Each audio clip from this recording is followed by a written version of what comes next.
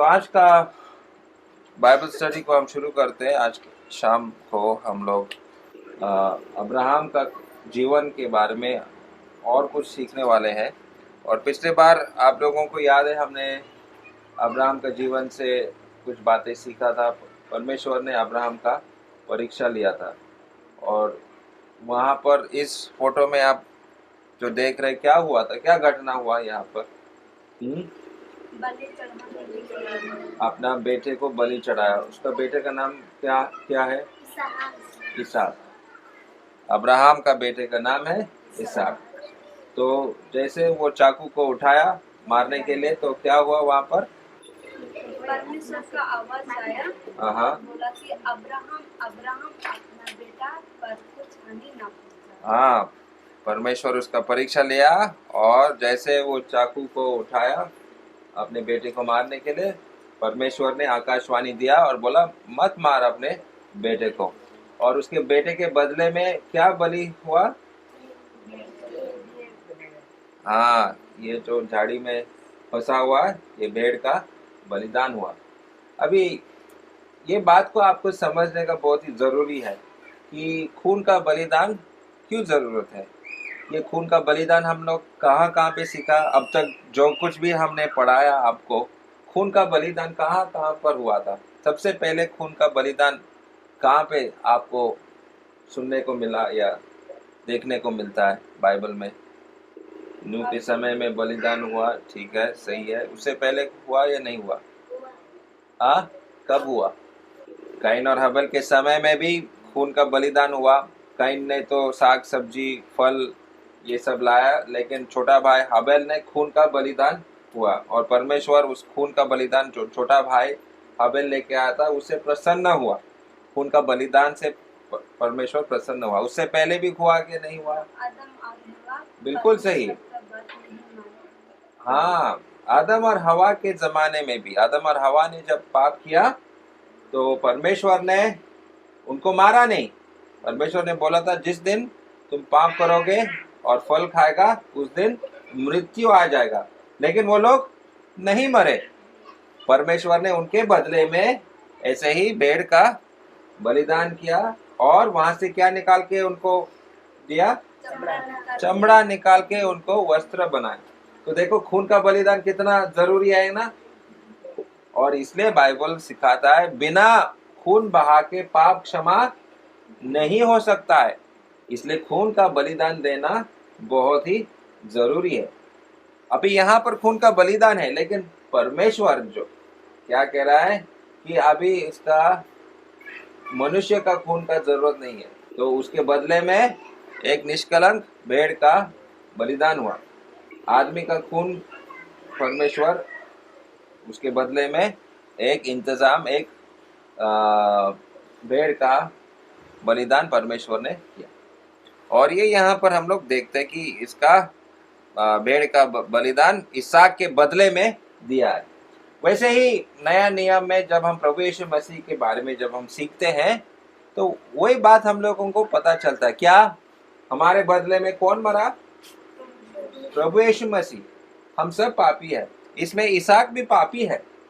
इसहाक जो है शायद झूठ बोला होगा या कुछ ऐसा बात किया होगा जो वो जानता है कि वो पापी है, और हम सब पापी है। और इसहाक को पता था कि मैं मरने का लायक हूँ, मेरा बलिदान होना चाहिए, मरना चाहिए। लेकिन समस्या ये भी है कि एक पापी जो है दूसरे पापी को भी नहीं बचा सकता है, या एक पापी अपना खून बहाकर भी वो अपना उद्धार नहीं पा सकता है। तो ऐसा निर्दोष निष्कलंक रक्त का जरूरी है। और वो हम देखते हैं कि प्रभु यीशु मसीह ही केवल हमारे लिए एक बलिदान दे सकता है जो निष्कलंक है, मतलब कोई पाप नहीं है। ठीक है, तो अभी आगे बढ़ेंगे और यहाँ देखेंगे कि हम लोग इसहाक का शादी किससे हुआ, अभी हम लोग देखेंगे। तो आइए हमारे साथ उत्पत्ति इसका 24 अध्याय और 67, इसहाक का शादी किससे हुआ, हम लोग यहाँ बाइबल में पढ़ेंगे। ठीक है, अभी ये बाइबल का इसहाक है, ठीक है, इसलिए यहाँ का इसहाक को मजाक मत उड़ाओ। 24 अध्याय और 67 पढ़ो। तब इसहाक रिबका को अपने माता सारा की तंबू में ले आया और उसको ब्याह कर उससे प्रेम किया। इस प्रकार इसहाक को माता की मृत्यु की पश्चात शांति प्रयास हुए। तो इसहाक का शादी किससे हुआ? रिबेका से। ठीक है, तो वो बाइबल का रिबेका है और बाइबल का इसहाक। यहाँ का इसहाक और यहाँ का रिबेका के बारे में हम बात नहीं करें, ठीक है। तो इसहाक का शादी रिबेका से हुआ और रिबेका का घर यहाँ से हम लोग देखते हैं। ये जो नक्शा अगर आपके सामने दिख रहा है तो कनान देश यहाँ नीचे है, कनान देश नीचे है और हारान ऊपर में है, उत्तर दिशा में। तो इसहाक के लिए अब्राहम ने, अगर आप पूरा अध्याय पढ़ेंगे कि कैसे इसहाक के लिए एक पत्नी मिला, तो अब्राहम का नौकर को हारान देश वापस जाना पड़ा और वहां उसने रिबेका को ढूंढ के इसहाक के पास लेकर आए। और इस अब्राहम ने बोला था कि मेरे ही वंश से ही होना चाहिए था, मतलब मेरा भाषा बोलने वाला। तो मेरा भाषा बोलने वाला एक लड़की इसहाक के लिए अब्राहम ने अपने नौकर को खोजने के लिए भेजा और वहां से हारान देश से, यहाँ से ऊपर से उत्तर देश से लेकर उसको वापस कनान देश में रिबेका को लेकर आए और वहां पर वो लोग अपना घर बनाया। अभी 25 अध्याय और 20 पद को पढ़ो। 25 अध्याय और 20 पद। और इसहाक ने 40 वर्ष का होकर रिबका से जो पहनरम को, वैसे आर्मी बतुलेम को बेटी और अर्मिया लवन की बहन थी, विवाह कर लिया। तो अभी रिबेका का दादा का नाम है लाबान। रिबेका को एक दादा है, उसका नाम क्या है? लाबान। तो वो आर्मेनिया करके, आर्मेन, अरे क्या कैसे लिखा है हिंदी में? 20 पद। इसहाक की पत्नी तो बांझ थी, नहीं वहां पर ऊपर में 20 पद। और इसहाक ने 40 वर्ष का होकर रिबेका को, जो पदान राम के वासी, पदान राम जो है ये उस देश का नाम है और अरामी वो भाषा का नाम है। अरामी भाषा बोलने वाले, ठीक है, अरामी भाषा बोलने वाली लड़की को उसने शादी किया, ठीक है। तो इसहाक और रिबेका का शादी हो गया और उन्होंने घर बसाया और उनको कितने बेटे हुए अभी वो हम लोग पढ़ेंगे। तो 20 से लेकर 27 तक पढ़ो, 27 तक। 21 20 तो पढ़ लिया, अभी 21 से 27 तक पढ़ो। इनका कहानी हम पढ़ेंगे। इसहाक की पत्नी बांझ थी, इसलिए उसने उनकी निम्ति यहोवा से विनती की और यहोवा ने उसकी विनती सुनी। इस प्रकार उसकी पत्नी रिबका गर्भवती हुई। लड़के उसकी गम में आपस में लिपट के एक दूसरे को मारने लगे।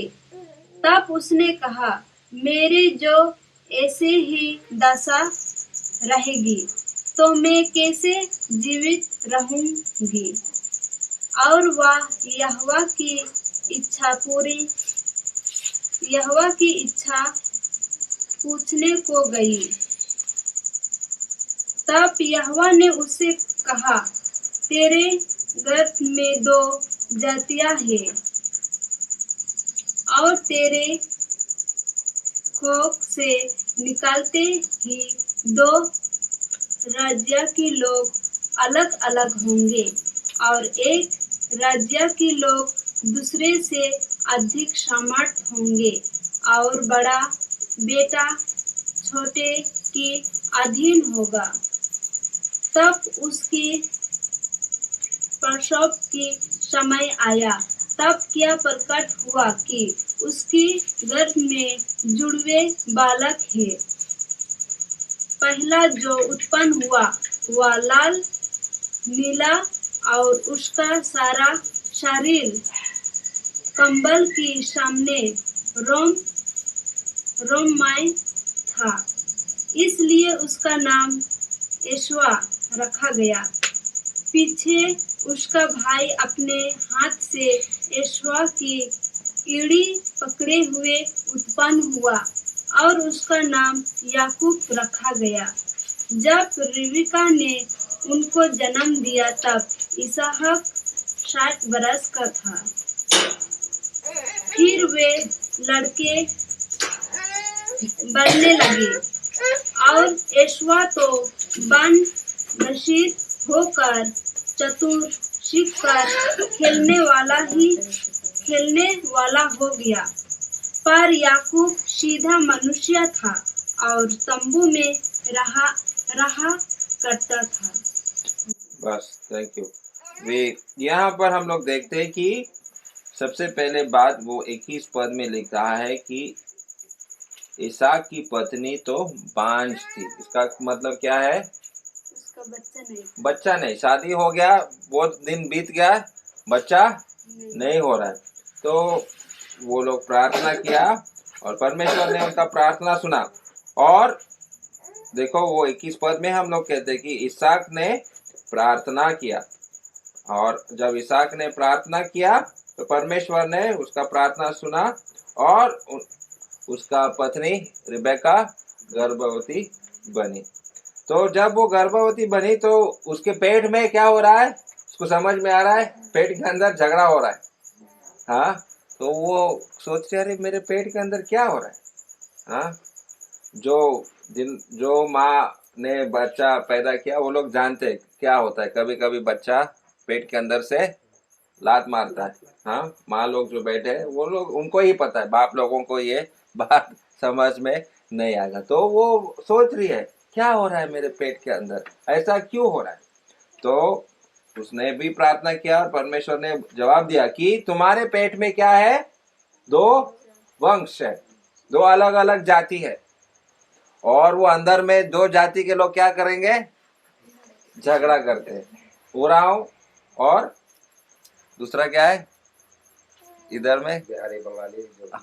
वो आपस में झगड़ा करते रहेंगे। तो 2 वंश तुम्हारे पेट की में ही है और वो आपस में झगड़ा कर रहे हैं। अभी जन्म अभी हुआ नहीं है। तो उस जमाने में तो सीटी स्कैन नहीं होता है, मतलब आजकल के डॉक्टर स्कैन करके देखते हैं ना, वो अंदर का, पेट का अंदर का फोटो उनको मिलता है, लेकिन उस जमाने में नहीं था। लेकिन परमेश्वर पहले ही बोल दिया कि तुम्हारे अंदर में जुड़वा है, 2 अलग अलग जाति है, और वो अंदर ही झगड़ा कर रहा है। और पहला जो निकला उसका रंग क्या है? 25 पद में क्या उसका रंग, उसका शरीर का रंग के बारे में लिखा है। क्या रंग है उसका? लाल नीला, और उसका सारा शरीर कोमल के समान। हाँ, तो उसका चमड़े का रंग क्या है? लाल। हाँ, लाल, और बहुत चूल उसके शरीर में। तो एक बेटा का जन्म ऐसा लाल रंग का जाति होगा। ब्लैक। हाँ, लाल ब्लैक हो गया। हाँ, क्या लिखा है? लाल ही लिखा है ना?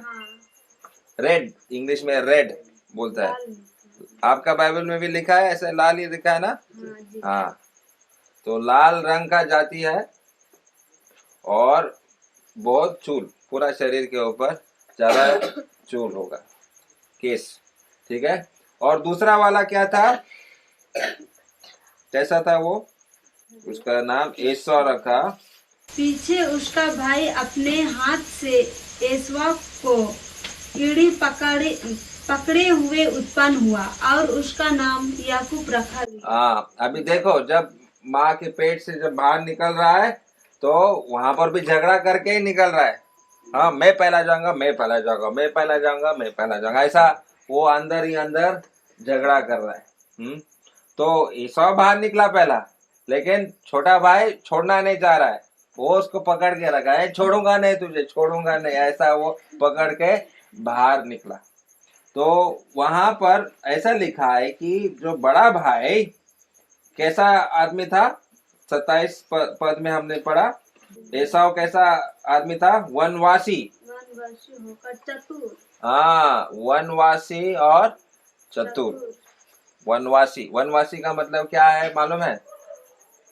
हाँ, वनवासी कौन है? वनवासी जो जमीन से खाना नहीं, मतलब जमीन के ऊपर हाल नहीं चलाएगा। हाँ हाँ, अभी आप लोग जमीन में काम करते हैं और वहाँ बीज बोते हैं, वहाँ फल आपको मिलता है, लेकिन वनवासी आदमी क्या करेगा? वो हाल नहीं चलाएगा। जहाँ प्राणी मिलेगा, जानवर मिलेगा, जंगल में जानवर मिलेगा, मार के खाएगा, उसको वनवासी बोलते हैं।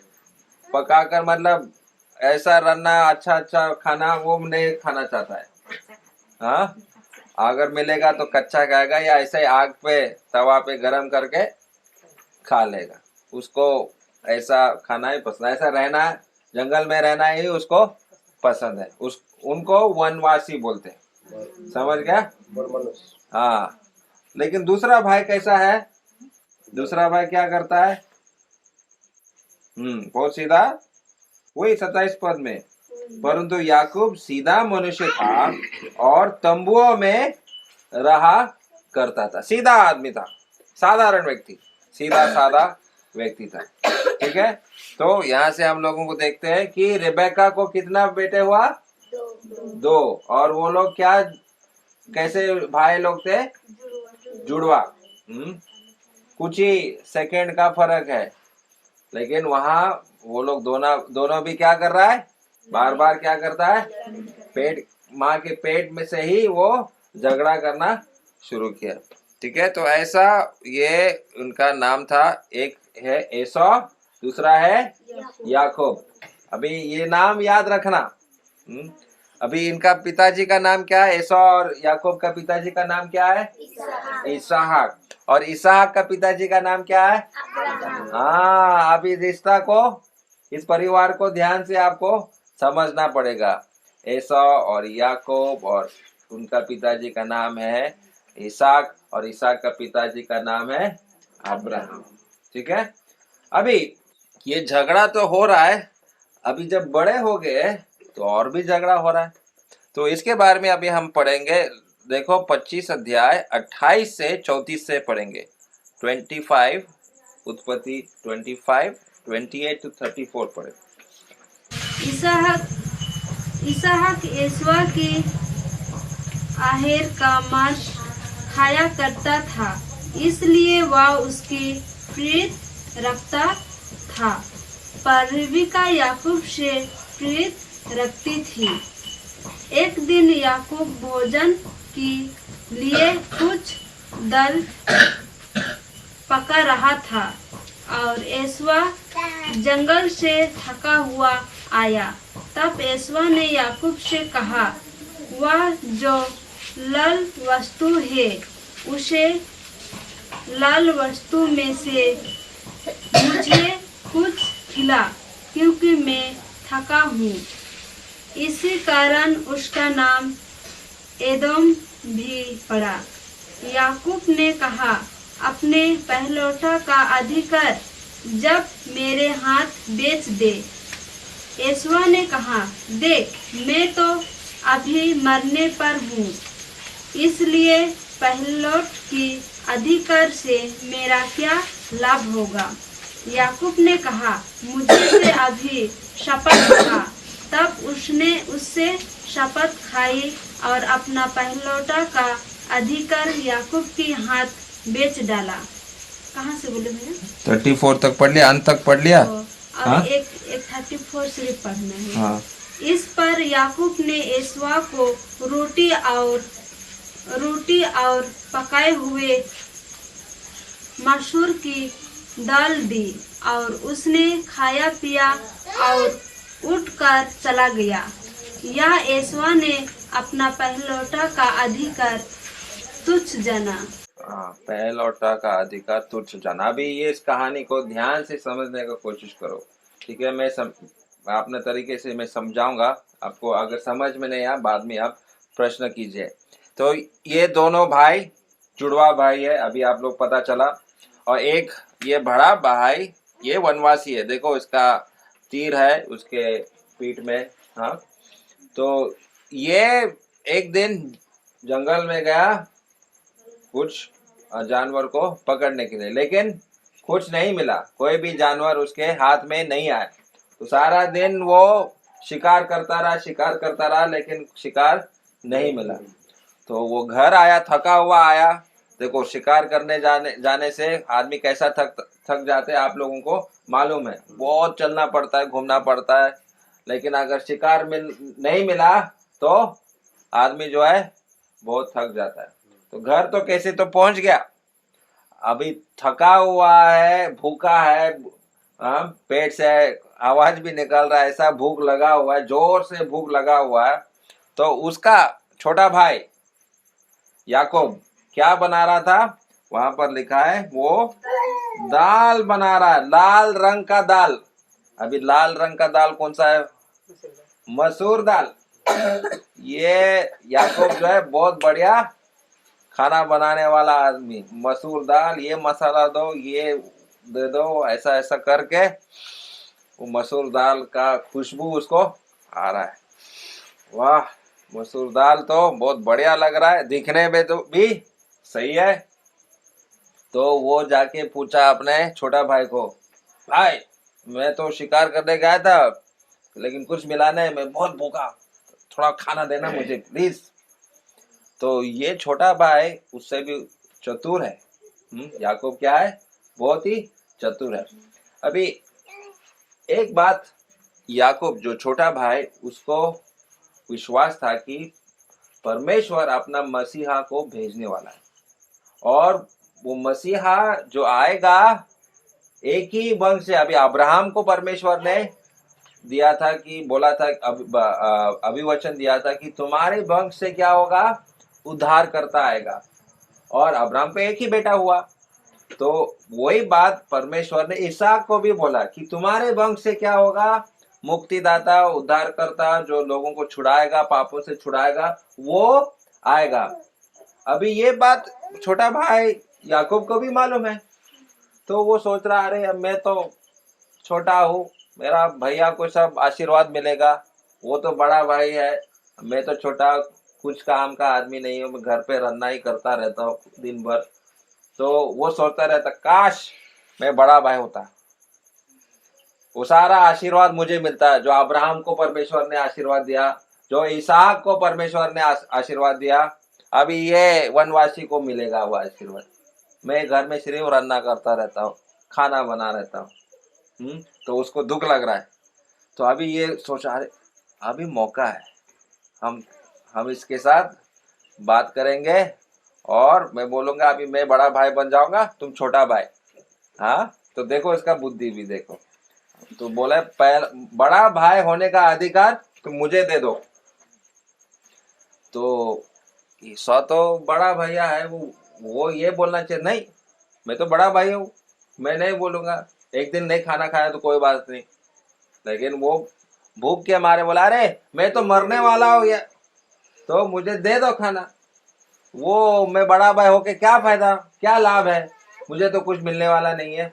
तो जो बड़ा भाई का जो अधिकार है उसको तुच्छ माना, और एक समय का रोटी के लिए, एक समय का दाल के लिए उसने बड़ा भाई का अधिकार होने को इनकार कर दिया। मतलब मैं छोटा बन जाता हूँ, तुम बड़े बन जाओ। तो बेच दिया एक समय का रोटी के लिए, एक समय का खाना खाने के लिए, वो जो आशीर्वाद को उसने खो लिया, और उसने अपने छोटे भाई को बेच दिया। चल तू बन जा बड़ा भाई, मुझे खाना दे दो, और वो खाना ले लिया। ठीक है, अभी आगे पढ़ूंगा 27 पद, 27 अध्याय, 27 अध्याय और 41 से 44, 41 to 44, चैप्टर 27। एसवा ने तो याकूब से अपने पिता की दिया हुआ आशीर्वाद के कारण बैर रखा और उसने सोचा, मेरे पिता की अनंतकाल का दिन निकट है, फिर मैं अपने भाई याकूब को घात करूंगा। जब रिबका को उसके पहलौठा पुत्र एशवा की यहाँ बातें बताई गई, तब उसने अपने छोटे पुत्र याकूब को बुलाकर कहा, सुन, तेरा भाई एशवा तुझे घात करने के लिए अपने मन में धीरज रखे हुए हैं। इसलिए अब हे मेरे पुत्रा, मेरे सुन और हारान को मेरे भाई लबान के पास भाग जा और थोड़े दिन तक, अर्थात जब तक तेरे भाई का क्रोध ना उतरे, तब तक उसी के पास रहना। तो अभी ये दोनों भाई जो ऐसा है कि माँ जो है किससे प्यार करता है ज्यादा? याकूब छोटा भाई से। माँ इससे क्यों प्यार करता है? क्योंकि ये तो मदद करता है। हाँ, रन्ना घर में, रसोई घर में आके ये खाना बनाता है, तो माँ बोलती बेटा बहुत अच्छा है, हाँ मेरा मदद करता है, तो माँ इससे प्यार कर रहा है। लेकिन बड़ा भाई जो है वो शिकार कर रहा है, वीर आदमी है, वीर के हाथ में तीर। हाँ, तो पिताजी बहुत खुश है, अरे मेरा बेटा देखो कितना वीर आदमी है, जंगल में जाता है, जानवर को मारता है, हाथी से भी डरता नहीं, कोई भी शेर या बाघ भालू कुछ भी से डरता नहीं। तो पिताजी बड़ा खुश है, ये बेटा बहुत अच्छा है। लेकिन माँ कह रहा है ये छोटा बेटा बहुत अच्छा है। तो माँ और पिताजी के बीच में भी झगड़ा हो रहा है। लेकिन जब पिताजी इसहाक जो है, इसहाक जब बूढ़ा हो गया, मरने का समय आया था, तो पिताजी का मरने के समय में वो एक आशीर्वाद देता है, और वहां पर भी ये छोटा भाई पहला जाता है और वो आशीर्वाद लेता है। जो आशीर्वाद बड़ा भाई को मिलना था वो छोटा भाई पहला ही घुस गया। तो उसने अपना बड़ा भाई को दूसरा बार उसने ठोका दिया। तो ये छोटा भाई ना, बड़ा दिमाग जो है बड़ा तेज है, बड़ा भाई को कैसा मैं नीचे करूंगा, कैसा गिराऊंगा, उसका हमेशा उसके मन में था। तो उसके वजह से ये बड़ा भाई अभी गुस्सा आया, वो सोचा मैं अभी उसको मार ही दूंगा, मैं उसका खून कर दूंगा, ऐसा वो सोचने लगा। तो रिबेका को ये बात मालूम चला, खबर आ गया कि बाप और बेटा बात कर रहा है, माँ सुन रहे। तो माँ ने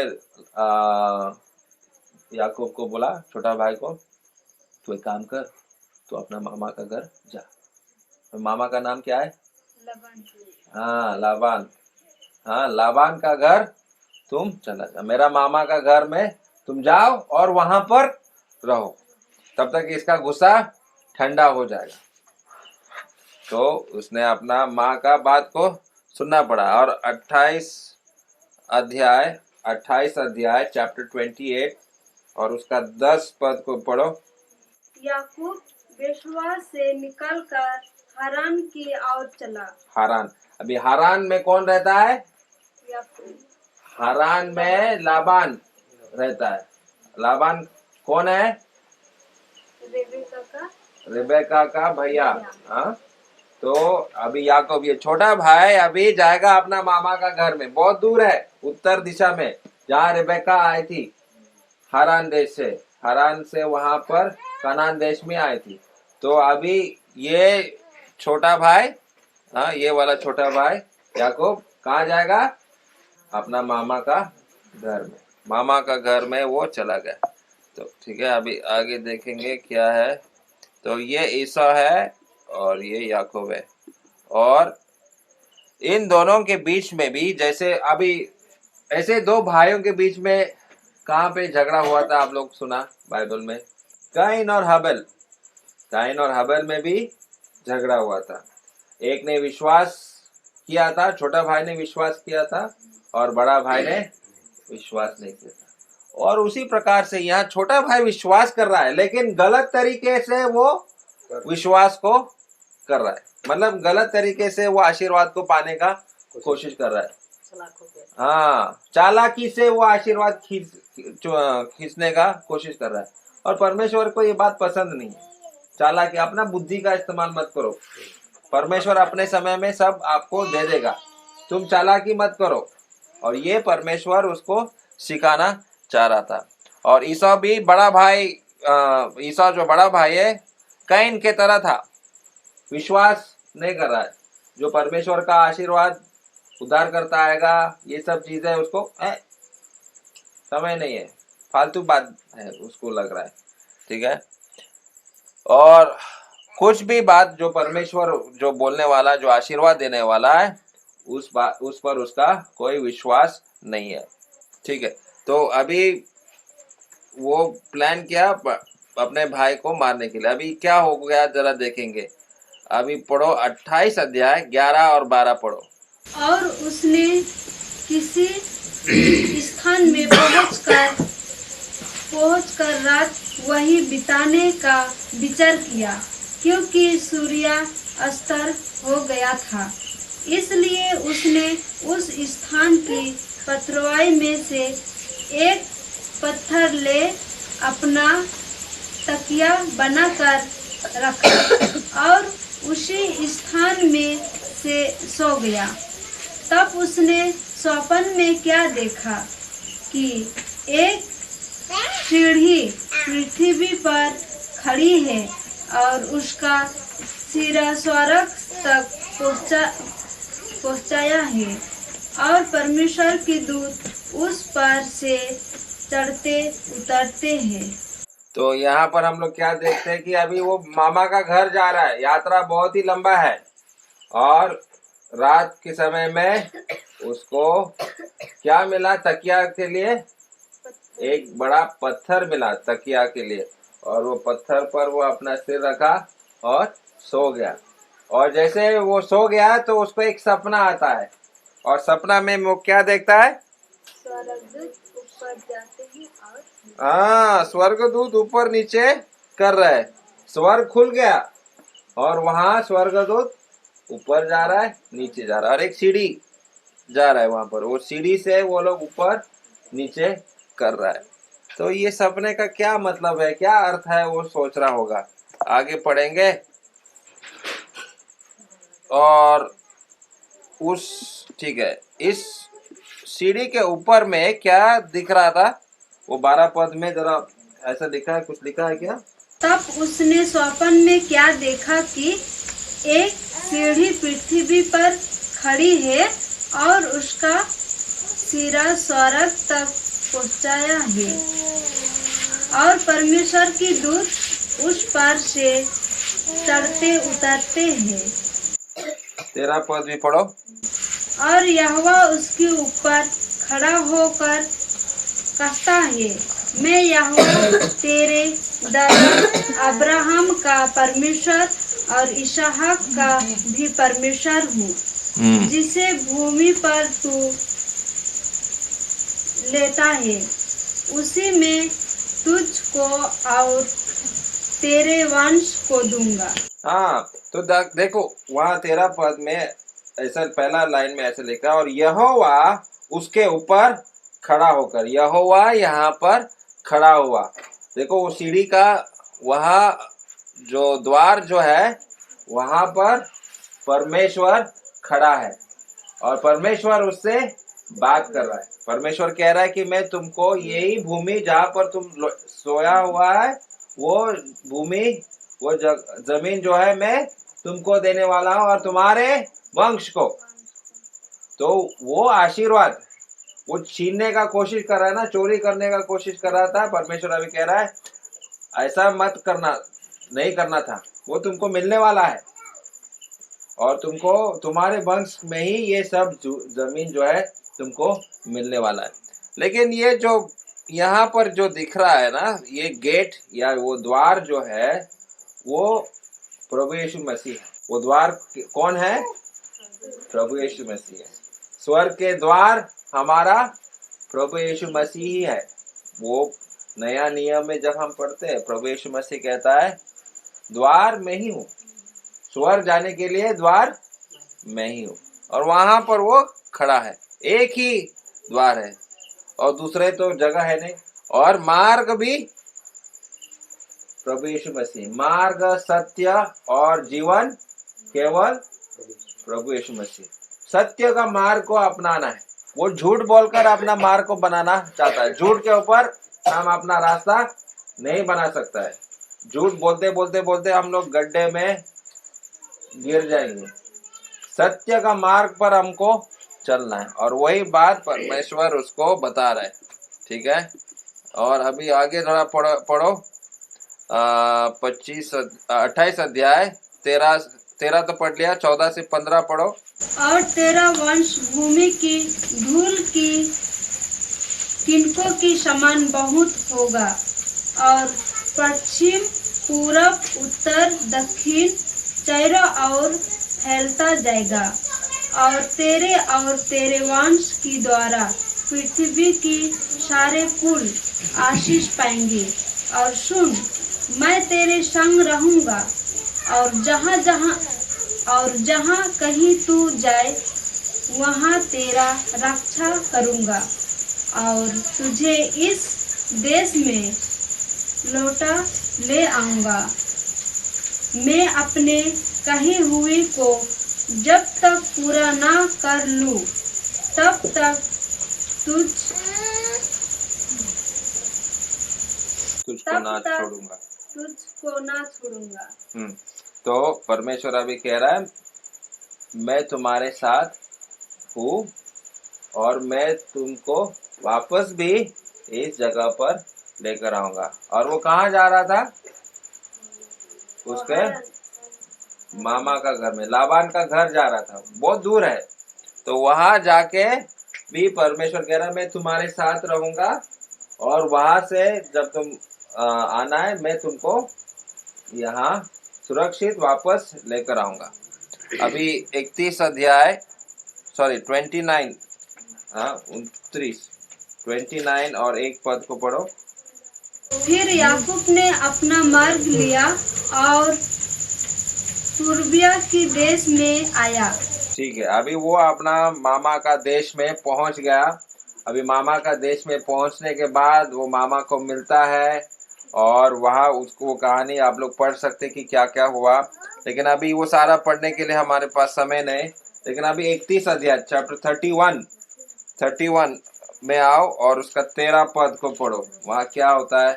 मैं उस बेतेल का परमेश्वर हूँ जहाँ तूने एक खम्बे पर तेल डाला दिया था और मेरे मन्नत मानी थी। अब चल, इस देश से निकलकर अपने जन्मभूमि को लौट जा। हाँ, तो अभी वो मामा का घर में आया और वहां पर मामा का लड़की से भी शादी करता है। मामा का उसी गांव से वो शादी करता है। याकूब शादी करके वापस अभी आने वाला है, और परमेश्वर कहता है जाओ तुम अपना जन्मभूमि में वापस जाओ, जहाँ पे तुम्हारा जन्म हुआ वहां पर तुम वापस जाओ। तो अभी वो वापस जा रहा है, और 32 अध्याय 32 और 28 पद को, चैप्टर 32 वर्स 28। उसने कहा, तेरा नाम अब याकूब नहीं परंतु इज़राइल होगा, क्योंकि तू परमेश्वर से और मनुष्य से भी युद्ध करके प्रबल हुए हैं। तो जो आशीर्वाद परमेश्वर ने अब्राहम को दिया वही आशीर्वाद इसहाक को दिया। अभी वही आशीर्वाद उसका इसहाक का बेटा याकूब को भी वही आशीर्वाद मिल रहा है। ठीक है, तो ये बात अभी तुम लोगों को समझना जरूरी है। परमेश्वर अपना उद्धारकर्ता को भेजने वाला है, और वो अब्राहम का बेटा इसहाक, फिर इसहाक का बेटा याकूब के माध्यम से इस संसार में आएगा। ठीक है, और परमेश्वर ने वही बात बोला कि उद्धारकर्ता तुम्हारे वंश से ही आएगा। ठीक है, और परमेश्वर ने याकूब का नाम बदल दिया। अभी याकूब का नाम का मतलब ठोका देने वाला, धोखा देने वाला, तो परमेश्वर ने उसका नाम बदल दिया और उसका नाम इस्राएल रखा। क्या नाम रखा? अभी जब भी आप लोग बाइबल में इस्राएल देश, तो इस्राएल ये याकूब का नाम है। इस्राएल किसका नाम है? याकूब का नाम है। तो परमेश्वर ने याकूब का नाम बदलकर इस्राएल रखा। इसलिए अभी आपको समझ में आ गई, ये इस्राएल हम लोग बार बार कहते हैं, इस्राएल का परमेश्वर, इस्राएल का परमेश्वर। ये इस्राएल का परमेश्वर कौन है? ये अब्राहम, इसहाक और याकूब का परमेश्वर, और याकूब का नाम वो इस्राएल रखा गया। और अभी ये याकूब या उसका नाम जो इस्राएल रखा, उसको 12 बेटा होगा। ठीक है, वो अगले बार हम लोग देखेंगे परमेश्वर ने कैसे इनको आशीर्वाद दिया। और एक का नाम है यूसुफ, वो कहानी हम लोग अगले बार देखने वाले। ठीक है, तो यहाँ तक याकूब का कहानी आप लोगों को समझ में आया? याकूब कौन है? इसहाक का बेटा। और याकूब का दादा का नाम क्या है?